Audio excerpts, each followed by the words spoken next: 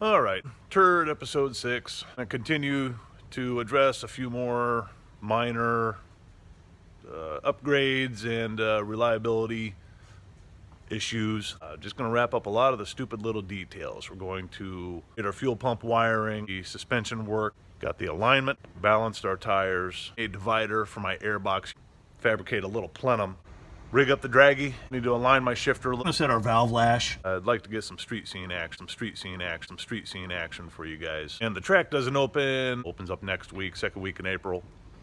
There are a lot of car meets that go on around Omaha, so I'm going to try and get this thing out. We just got snow again today here. This is the 31st of March, so hopefully the snow crap is done. Handy dandy Harbor Freight gravity balancer. It's nothing spectacular. It gets the job done. It's a fun weekend car. It's not a daily driver, so this gets me close. And for setting the lash, you can easily turn it over by hand on the crank pulley. So what I fabricated was this little bump switch. It's just a standard 2 amp or whatever that is, 1 amp micro switch, and I jumpered onto my starter solenoid. So you just bump this and that will turn the motor over. So that works for what I'm doing here. I don't need anything precise. And I've already got her opened up. We're going to set the valve lash on the #1 bank today. It's making a little noise than what I like to hear. I have all the spark plugs out using my little starter bump switch, and I'm just going to motor the engine over, and I'm going to feel by sticking my finger in the spark plug hole, turning it over. What we're going to do, get our cylinder on TDC, or close to it. Working on cylinder 3. We're going to back off our adjusters all the way and then lightly cinch them down to 0 lash. 0 lash is when there's no play between the push rod and the rocker.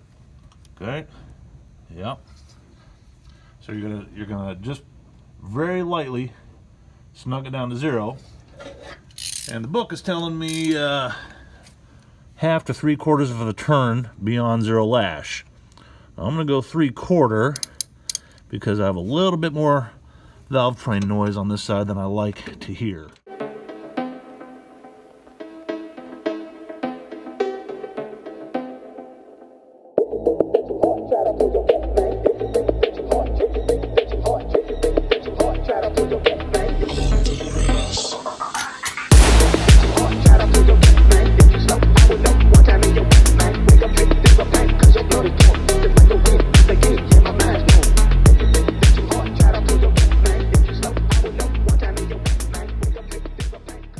Now initially, because the lifters are all the way up, you're going to motor it, you're not going to have any compression. After a couple of cycles it'll come in.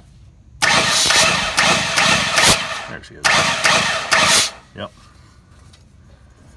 We just need to not forget to snug down our locks, and then all right, from there we throw the valve cover back on and give her an oil change.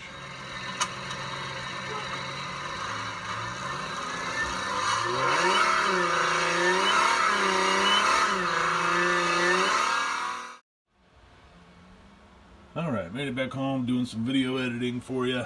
A little concerned, yellow line is my AFR. I'm telling you, I was seeing under load, 11.5, 11.6, 7, 11.8 was about the highest that I had seen. But I do not see it on this data log at all. Going across, that was wide open throttle. Yeah, so far here, everything was looking good. Look at that air charge temp, 76 degrees.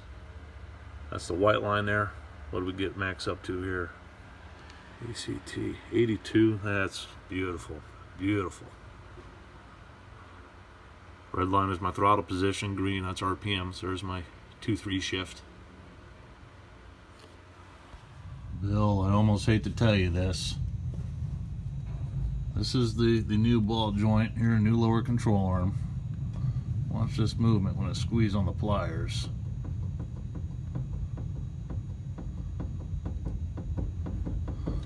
Alright, something else I noticed If you look at this ball joint, you see it has these multiple steps in it there.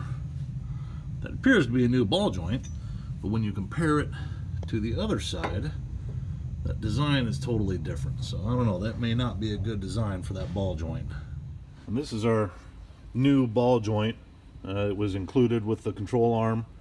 This is the one that had the vertical play in the ball. It's tight as it sits here, so out of the box it would feel fine, but it's not until you get it installed in the car and you put some load on it that you see that it had play up and down. Yet the ball joint laterally is tight. So I don't know what brand this is. I ended up going with the Precision. I found that these guys, for the cheap aftermarket, these are about as good as you get, and these seem to last quite a bit longer. I think in general you get what you pay for with suspension parts. So got the new one in already, and everything is good to go there.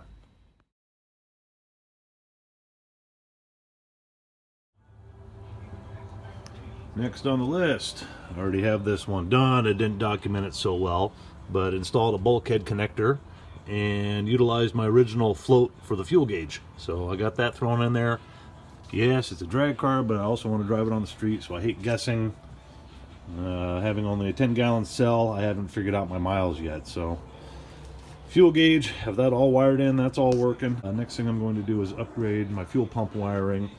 I picked up the painless wiring relay set, and I looked in the description, could not find it. I thought for sure it had 10 gauge wire, and it does not. It's 12 gauge wire. So then the wheels started turning. I didn't want to add another circuit off the battery and complicate things and all that. So what I did, made it even more complicated. I utilized the rear window defrost. That button was right there. That has 10 gauge wire running to it off of the battery, 10 gauge wire back to the window, and that was a timer relay assembly that was in there. But what I'm doing, just going to put a toggle switch in there. I'm going to use the painless wiring relay, and we're going to mount that up underneath here, tapping into my factory wires. Again, those are 10 gauge, so I think that'll give me plenty of supply for our 365 liter per hour fuel pump.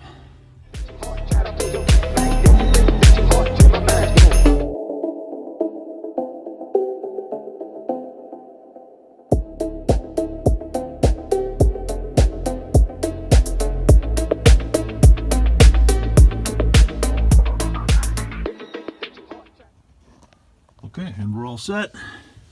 We have our relay wire and mounted. It's right up there, that little guy.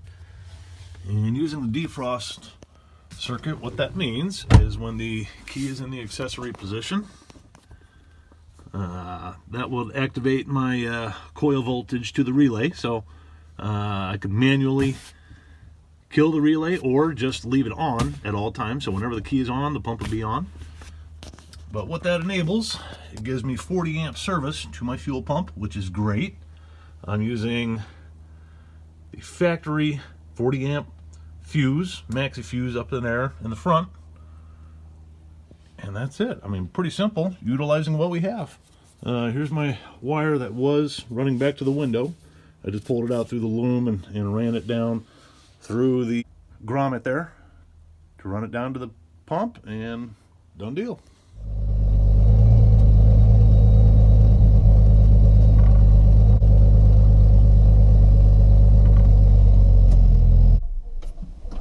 I'll be right back.